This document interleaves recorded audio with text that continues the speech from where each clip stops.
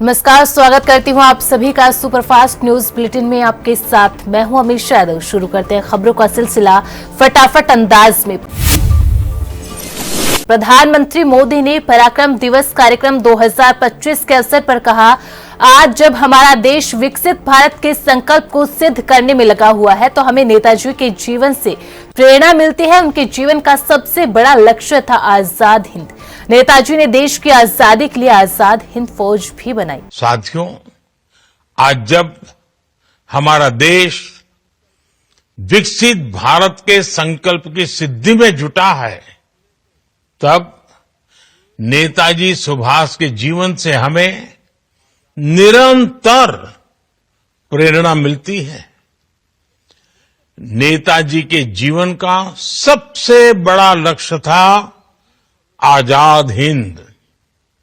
उन्होंने अपने संकल्प की सिद्धि के लिए अपने फैसले को एक ही कसौटी पर परखा, आजाद हिंद। नेताजी एक समृद्ध परिवार में जन्मे। उन्होंने सिविल सर्विसेज की परीक्षा पास की। वो चाहते तो अंग्रेजी शासन में एक वरिष्ठ अधिकारी बनकर आराम की जिंदगी जीते, लेकिन उन्होंने आजादी के लिए कष्टों को चुना, चुनौतियों को चुना, देश विदेश में भटकना पसंद किया। नेताजी सुभाष कंफर्ट जोन के बंधन में नहीं बंधे। इसी तरह आज हम सभी को विकसित भारत के निर्माण के लिए अपने कंफर्ट जोन से बाहर निकलना है। हमें खुद को ग्लोबली बेस्ट बनाना है। एक्सीलेंस को चुनना ही है। एफिशिएंसी पर फोकस करना है। साथियों, नेताजी ने देश की स्वतंत्रता के लिए आजाद हिंद फौज बनाई। इसमें देश के हर क्षेत्र, हर वर्ग के वीर और वीरांगनाएं शामिल थी। नई दिल्ली विधानसभा सीट से बीजेपी कैंडिडेट प्रवेश वर्मा ने कहा, लोगों का पास समर्थन मिल रहा है। नई दिल्ली विधानसभा से अरविंद केजरीवाल की जमानत जब्त होने वाली है। पंजाब से इतनी गाड़ियां यहां पर आई है, वे लोगों को शराब और पैसे दे रहे हैं, यहां के मतदाताओं को प्रभावित कर रहे हैं। लोगों का अपार समर्थन मिल रहा है और मैं तो यही कह सकता हूं कि अरविंद केजरीवाल की जमानत जब्त होने वाली नई दिल्ली विधानसभा से। संजय सिंह बार बार आपको लेकर के आरोप लगा रहे हैं कि आप वोटर को धमका रहे हैं, कंप्लेन करके उनको कैंपेन करने से रोक रहे हैं विरोधियों को। देखिए, पंजाब के एक हफ्ते में इतनी सारी गाड़ियां आ गई हैं, हजारों गाड़ियां, और वहां के मुख्यमंत्री, मंत्री, एमएलए, सारे काउंसलर, सारी पार्टी, वो यहाँ पर आके लोगों को शराब दे रहे हैं, पैसा दे रहे हैं। यहाँ पे सीसीटीवी कैमरा लगा रहे हैं नकली चाइनीज कंपनी के, तो यहाँ के वोटर्स को इन्फ्लुएंस कर रहे हैं। तो कल जो है दिल्ली पुलिस ने भी जवाब मांगा है कि किन किन लोगों को सुरक्षा दी है, कौन कौन लोग आए हुए हैं, तो उनकी जानकारी होनी चाहिए। तो वो आ सकते हैं, कार्यकर्ता अपने चुनाव में काम कर सकते हैं सारी पार्टी के, मगर यहाँ की शराब और पैसा तो नहीं बांट सकते। एक में पार्टी ने जाना भी किया है जिसमें आपका और रमेश पिरोड़ी जी का जिक्र है। देखिए, उनके पास में कोई मुद्दा नहीं है, ना तो कोई डेवलपमेंट का मुद्दा है। 11 साल में उन्होंने किया वो काम तो दिखाते नहीं है। केवल ये उल्टे सीधे मजाक करते रहना, दिल्ली की जनता को मजाक बनाकर रख दिया है। 11 साल उन्होंने क्या किया, कौन से स्कूल बनाए, कॉलेज बनाए, यूनिवर्सिटी बनाई, फ्लाईओवर बनाए, क्या काम किया, उसकी तो पिक्चर दिखा दीजिए। ये बेकार के नैरेटिव बनाना, बेकार का ड्रामा करना, बेकार के झूठ बोलना, इन सब बातों से दिल्ली की जनता को कोई लेना देना नहीं है। दिल्ली की जनता को विकास चाहिए, उनको डेवलपमेंट चाहिए, उनको सारी यमुना साफ चाहिए, उनको अपने बच्चों की नौकरी चाहिए, उनको सारी सड़कें अच्छी चाहिए, उनको नए फ्लाईओवर चाहिए, उनको 15,000 बसें चाहिए। तो ये सारी व्यवस्था चाहिए। ये सारे बेकार के सारे मजाक, झूठ बोलकर इससे क्या होने वाला दिल्ली का। शिवसेना यूबीटी नेता अनंत दुबे ने कहा, बाला साहेब ठाकरे किसी राज्य तक सीमित नहीं, वे पूरे देश के नेता है। आज उनकी जयंती है, हम उन्हें नमन करते हैं। उन्होंने कभी किसी से नफरत नहीं की। यह ठीक है कि अमित शाह ने ट्वीट किया, प्रधानमंत्री मोदी ने उन्हें नमन किया, लेकिन हम इसे सिर्फ दिखावा मानेंगे। अगर वे बाला साहेब ठाकरे को सच्ची श्रद्धांजलि देना चाहते हैं तो उन्हें भारत रत्न देना चाहिए। हिंदू हृदय सम्राट बाला साहब ठाकरे जी किसी राज्य तक के नेता सीमित नहीं है, पूरे देश के नेता हैं। विश्व में जितने हिंदू भाई बहन रहते हैं उनके नेता रहे हैं। हिंदू हृदय सम्राट जी की आज जयंती है, आज 23 जनवरी है। आज के दिन हम सब उनको विनम्र अभिवादन करते हैं, उनकी विचारधारा के लिए काम करते हैं। उन्होंने कभी भी किसी से नफरत नहीं की, हमेशा कहते रहे थे कि गर्व से कौम हिंदू है, लेकिन कभी दूसरे जाति धर्मों का अपमान नहीं किया। इसी छत्रपति शिवाजी महाराज मैदान से जब वो हुंकार भरते थे तो देश के साथ साथ दुनिया अनुकरण करती थी, उनकी बातों को सुनती थी। ठीक है, अमित शाह जी ने ट्वीट किया है, मोदी जी उनको प्रणाम करते हैं, लेकिन ये तो सिर्फ दिखावा हम मानेंगे ना, क्योंकि भारत रत्न नहीं दे रहे हैं वो लोग। आदरणीय हिंदू हृदय सम्राट बाला साहब ठाकरे जी की सच्ची, अगर आप उनको श्रद्धांजलि देना चाहते हैं, सच्ची उनका आदर करते हैं, तो आपको उनको भारत रत्न देना चाहिए।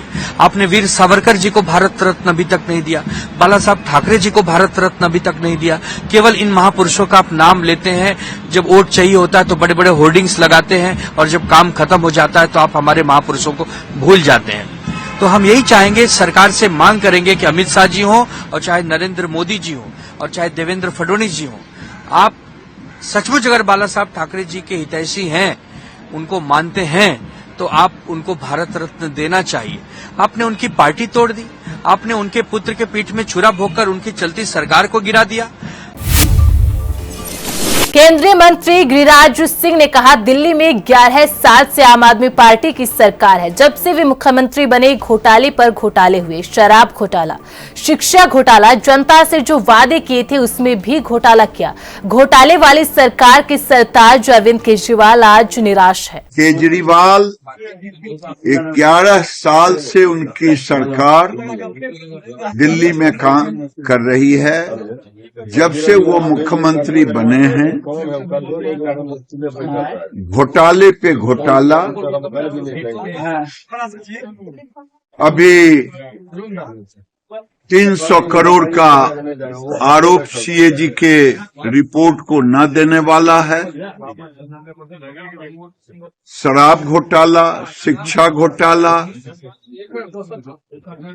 और जनता के सामने जो वादा किया है उसका भी घोटाला कर दिया। घोटाला इसलिए कह रहा हूं कि जो चीज उन्होंने कहा, जो वादा किया जनता से, जनता का पूरा भी नहीं किया, न वादा का भी घोटाला, शराब का घोटाला, दवा का घोटाला, स्कूल शिक्षा का घोटाला, सीएजी में घोटाला, यानी घोटालों की सरकार के सरताज केजरीवाल आज फ्रस्ट्रेशन में इसलिए मैं कह रहा हूं कि केजरीवाल जिस तरह की भाषा बोल रहे हैं, कभी केजरीवाल बिहारी, झारखंड वासियों को, यूपी के लोगों को, पूर्वांचलियों को गाली देते, कभी हिंदुओं के ऊपर प्रहार करते। ये वोट लेने के लिए कुछ भी कर सकते हैं। महाकुंभ मेला 2025 के दौरे पर बीजेपी नेता नितिन पटेल ने कहा, ये महाकुंभ का जो आयोजन है वो जिंदगी में एक बार आने वाला पर्व है। यहाँ करोड़ों लोग आ रहे हैं और आ चुके हैं। मैं भी गुजरात से आया हूँ और आज मैं अपने परिवार के साथ कुंभ में स्नान करूंगा, गंगा मैया का आशीर्वाद लूंगा और हनुमान जी के भी दर्शन करेंगे। हमारे उत्तर प्रदेश के मुख्यमंत्री योगी आदित्यनाथ ने जो व्यवस्थाएं की है, प्रधानमंत्री नरेंद्र मोदी ने जो सहयोग दिया है, इसके कारण करोड़ों लोगों के यहाँ आने के बावजूद इतना अनुशासन है। देखिए, सनातन धर्म के लिए और सभी भारतीयों के लिए ये महाकुंभ का जो आयोजन है वो जिंदगी में एक बार आने वाला समारंभ है। ऐसे महापुण्य के काम में करोड़ों लोग आने वाले हैं, आ रहे हैं और आ चुके हैं।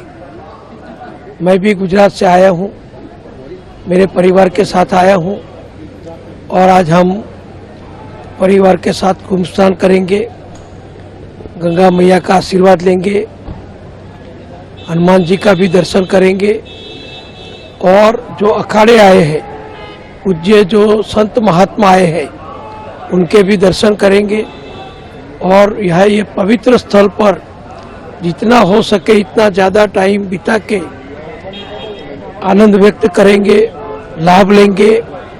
और हमारी उत्तर प्रदेश की सरकार ने, मुख्यमंत्री जी योगी जी ने जो व्यवस्था की है और भारत सरकार ने, प्रधानमंत्री नरेंद्र भाई ने जो सहयोग किया है, इसके कारण करोड़ों लोग आने के बावजूद यहाँ इतनी डिसिप्लिन है, इतनी स्वच्छता है और सब लोग आराम से घूमकर गंगा स्नान कर रहे हैं और अपना पुण्य प्राप्त कर रहे हैं। और 144 साल में आने वाला ये महाकुंभ का लाभ कोई छोड़ना नहीं चाहता है और पूरे देश में अभी कहीं भी जाओ सिर्फ महाकुंभ की चर्चा होती है। और हमको भी आनंद है कि आज माता जी का, गंगा मैया का पवित्र स्नान करने का हमको मौका मिलेगा। सेंट्रल रेलवे के CPRO डॉक्टर स्वप्निल नीला ने जलगांव हादसे पर कहा, कल के दुर्घटना में अब तक के 13 लोगों के हताहत होने की सूचना है, जिनमें से 7 की पहचान की जा चुकी है। इनमें से 3 लोगों की अनुग्रह राशि दी जा चुकी है।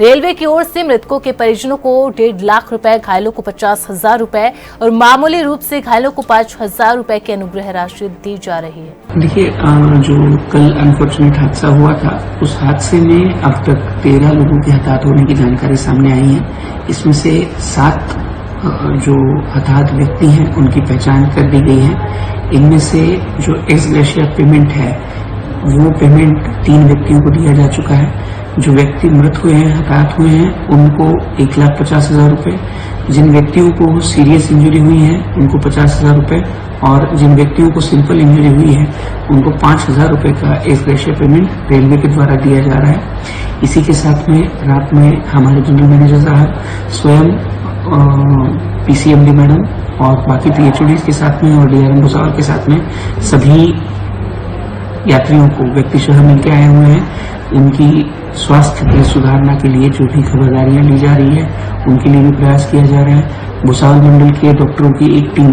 लगातार इन हॉस्पिटल्स में तैनात है, जो कि यात्रियों की हेल्थ है उसकी इम्प्रूवमेंट के लिए प्रयास कर रही है। इसी के साथ में बाकी जो सेवाएं थी वो कल ही सुचारू रूप से उसके ऊपर संचालित की जा रही थी। जो गाड़ी थी पुष्पक एक्सप्रेस जो लखनऊ से छत्रपति शिवाजी महाराज टर्मिनस आने वाली थी, वो रात में 1:12 पे छत्रपति शिवाजी महाराज टर्मिनस में आई थी।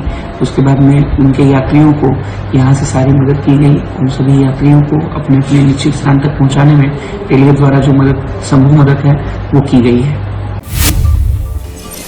मिल्कीपुर विधानसभा सीट उपचुनाव पर उत्तर प्रदेश सरकार में मंत्री स्वतंत्र देव सिंह ने कहा कि चुनाव एक तरफा है। जनता जनार्दन ने दिल से मन बना लिया कि इस बार भारतीय जनता पार्टी का कमल खिलना चाहिए और पीएम मोदी, सीएम योगी की लोकप्रियता, कार्यकर्ताओं की मेहनत, जनता जनार्दन के आशीर्वाद से हम चुनाव जीतेंगे। इस समय माननीय सीएम की सभा की तैयारी चल रही है और चुनाव एक तरफा है। अब चुनाव हम लोग एक तरफा यहाँ के चुनाव जनता जनार्दन ने मन बना लिया है और दिल से मन बनाया है कि इस बार भारतीय जनता पार्टी की कमल खिलना चाहिए। माननीय मोदी जी, योगी जी की लोकप्रियता और कार्यकर्ताओं की परिश्रम की पराकाष्ठा और जनता जनार्दन के आशीर्वाद से हम चुनाव जीतेंगे। उसके पीछे कई कारण है। आप 70 के पहले देखते थे बिजली नहीं आती थी, गुंडागर्दी था, भ्रष्टाचार था, लूट था, खसोट था। आज 17 के बाद 12 बजे रात को भी बेटी अपनी मां के साथ शादी समारोह से घर आ जा सकती है और किसी प्रकार सड़कों का जाल है, ट्रेनों का कनेक्टिविटी है, एयरपोर्ट का कनेक्टिविटी है और उत्तर प्रदेश के अंदर ऐसे काशी विश्वनाथ कॉरिडोर है, आपका प्रभु श्री राम के भव्य दिव्य मंदिर है, अपना विंध्याचल का मैया का कॉरिडोर है, शाकुंभरी मैया का, ऐसे हर आज दिव्य भव्य कुंभ आप देख रहे हैं। इसलिए सड़कों का जिस प्रकार जाल फैला है, कनेक्टिविटी है, बसों का कनेक्टिविटी है, ट्रेनों का कनेक्टिविटी है और एयरपोर्ट का है, तो सभी को सुविधाएं मिल रही है, जिसके कारण मैं कह सकता हूं कि आदरणीय मोदी जी, आदरणीय योगी जी के प्रति लोगों का प्यार भी है और लगाव भी है, और हमें लगता है कि एक तरफा वोटिंग होगा और चुनाव हम लोग जीतेंगे। कल कैबिनेट की बैठक पश्चिम बंगाल की मुख्यमंत्री ममता बनर्जी ने कहा, हमने 12 लाख लोगों के लिए घरों के लिए पैसे दिए, आधा पैसा दिया जा चुका है, काम जल्द पूरा हो जाए तो बाकी आधा पैसा दिसंबर में दिया जाएगा। 12 लाख लोगों के घर बनकर तैयार हो जाएंगे और 16 लाख लोग जो लिस्ट में हैं, जो हमें सर्वे करने के बाद मिली है, उन्हें दिसंबर में पहली किस्त और जून 2026 में दूसरी किस्त मिलेगी। आप लोगों ने समझा कि बांग्ला का बाड़ी जो हमने बनाया, 12 लाख लोगों को हम लोगों ने आधा रुपया दे दिया और आधा रुपया दिसंबर महीना में मिल जाएगा। और जो 16 लाख लोग हैं उसको अभी बाकी है, उन्होंने उसको फर्स्ट फेज मिल जाएगा दिसंबर महीना में, सेकेंड फेज मिल जाएगा 26 का जून में, और इसका बाद अगर कुछ रहेगा तो वो भी हम फेस टू फेस हम देख के इंक्वायरी करके हम कर देंगे। अब चिंता मत करो, सेंट्रल गवर्नमेंट हमको नहीं दे रहा है, लेकिन हम भीख नहीं मांगते हैं, हम अधिकार का साथ लड़ाई करते हैं, इज्जत का साथ लड़ाई करते हैं। मोकामा के पंचमहला थाना क्षेत्र स्थित नौरंगा गांव में बुधवार को गोलियों की तड़तड़ाहट से गूंज उठा। पूर्व विधायक अनंत सिंह और उनके समर्थकों पर विरोधियों ने जमकर फायरिंग की। जवाब में अनंत सिंह के समर्थकों की ओर से भी फायरिंग की गई। करीब 60 से 70 राउंड फायरिंग हुई। फायरिंग में कुछ लोगों के जख्मी होने की सूचना है। अनंत सिंह के 2 समर्थकों को गोली लगी है। आरोप ईंट भट्टा संचालक सोनू मोनू के ऊपर है। कुछ नहीं रहा, जहाँ था कबाड़ी वाड़ी खुल गया, कुल जनता अपना अपना जगह पर है। उनके तरफ से गोली चली थी दादा कल। कहा तो नहीं, 2 आदमी बोलबे ले कि जाओ बुला के लाओ, कहेंगे कैसे जुलूम कहा करता है, तो गोली चला दिया आदमी पर। आप पे भी चला? हमें तो खैर रोड पर खड़ा थे, तो गोली जब चला तब आदमी हमरो तरफ से जो था अपन आदमी। अमेरिकी राष्ट्रपति डोनाल्ड ट्रंप ने बुधवार को H-1B वीजा पर भारतीयों के लिए बड़ी राहत का ऐलान किया। ट्रंप ने कहा, ये वीजा बंद नहीं होंगे, अमेरिका को टैलेंट की जरूरत है। साथ ही कहा कि हमें सिर्फ इंजीनियर ही नहीं, अन्य जॉब्स के लिए भी बेस्ट प्रोफेशनल्स आने चाहिए। अमेरिकियों को ट्रेनिंग भी देंगे। I like both sides of the argument, but I also like very competent people coming into our country, even if that involves them training and helping other people that may not have the qualifications they do. But I don't want to stop. And I'm not just talking about engineers. I'm talking about people at all levels. We want competent people coming into our country. And HB1, I know the program very well. I use the program. Maitre d's, wine, experts, even waiters, high quality waiters. Bulletin में फिलहाल इतना ही। आप बने रहे ANB news के साथ। नमस्कार।